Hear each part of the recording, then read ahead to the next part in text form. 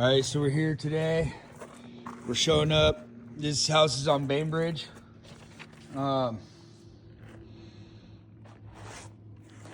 Today is Friday. Our actual schedule start date. We're starting our start date on Monday, and we're giving ourselves 12 days to frame this house.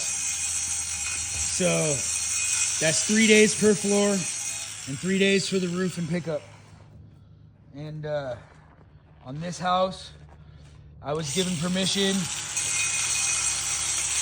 to do a full how-to video, including showing a little bit of these prints. And so that's what we're gonna do. Right now I'm on my phone, but I did order a couple cameras. I got one of them yesterday. That's a mountable camera, so I'm gonna run around with that on my chest.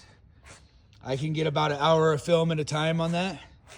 And then tomorrow I'm gonna be getting, or it should show up today, a tripod camera so we can get a couple different points of view. And then on my phone, I'll still get our little thoughts that we have as we go. And then I'm gonna try to edit everything together. All right, so showing up today, we're taking just a general look at what's happening with this house. Right, it's 3 stories, slab on grade, covered porch. Pretty simple inside, couple sets of stairs. My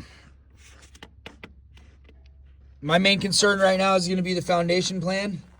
And that's making sure that the foundation is the correct dimensions and that it's square.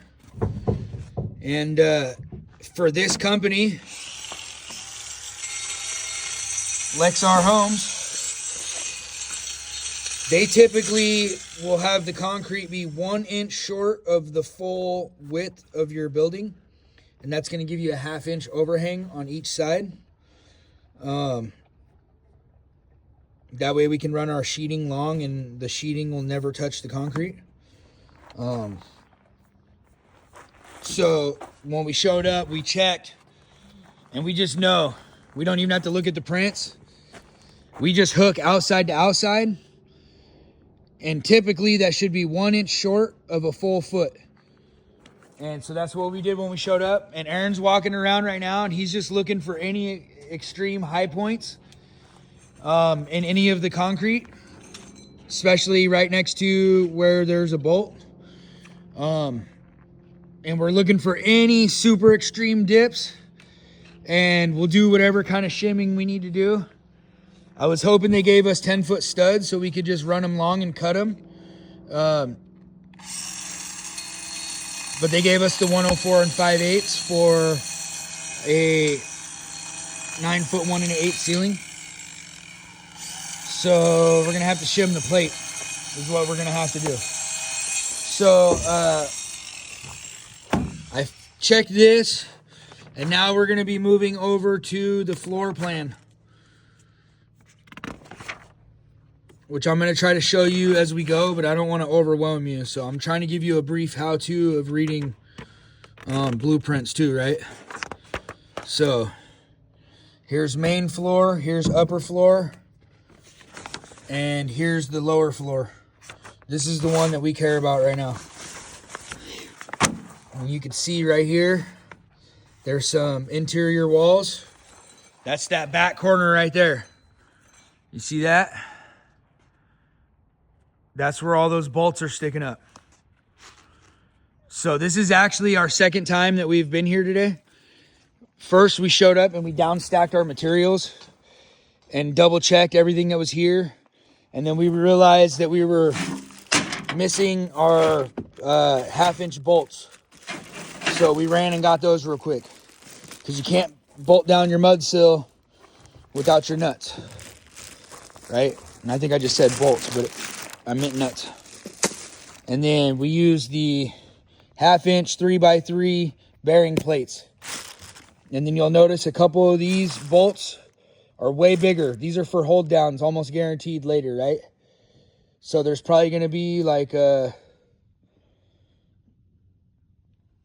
2 pack of trimmers and then because this is for one of the garage openings. And then it's probably going to be a hold down.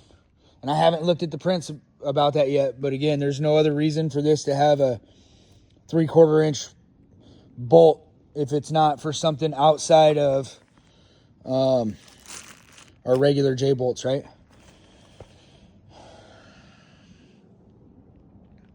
So that's where we're at with that right there. And now we're going to start confirming these. I'm going to do one more double check that I like the top of the foundation. I'm also going to let laser from corner to corner. I don't have a transit. If I had a transit, we would just put it in the middle. It'd work perfect for this spot. And we could just shoot all the way around the edge. Or we could measure down. In our situation, I just have a 2-point laser. This is a pretty small, simple house. So it's going to work out fine. We're going to laser from corner to corner. And that's going to tell us if we're level here. And then we already lasered from there to there, and it was within 1/8. So that's going to be all right. And then from there, we're going to have to use a string from corner to corner, and we're going to have to shim our plate. I would have preferred these to be true 9-footers, because then we could have just ran those long, and we could have cut the tops right where we wanted them, which is what we're going to do over here, because if you notice, this is taller anyways. So we're going to get this side nice and flat. And then we'll base everything for this over here off of these heights. And then these will be special cut studs. And that'll actually help us out in this situation a little bit, because it's way less shimming to shim it from here, here to here than have to go all the way around, right? And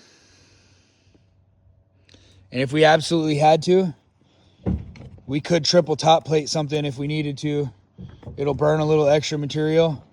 But then that way, that gives you the extra 1.5 inches you could play with, and you could cut that off if you wanted to, which we might think about doing. We'll just see as we go what we think is going to be more acceptable and easier in this circumstance. Anyways, thanks for watching. We're going to get set up, and I'll get some more video in a minute.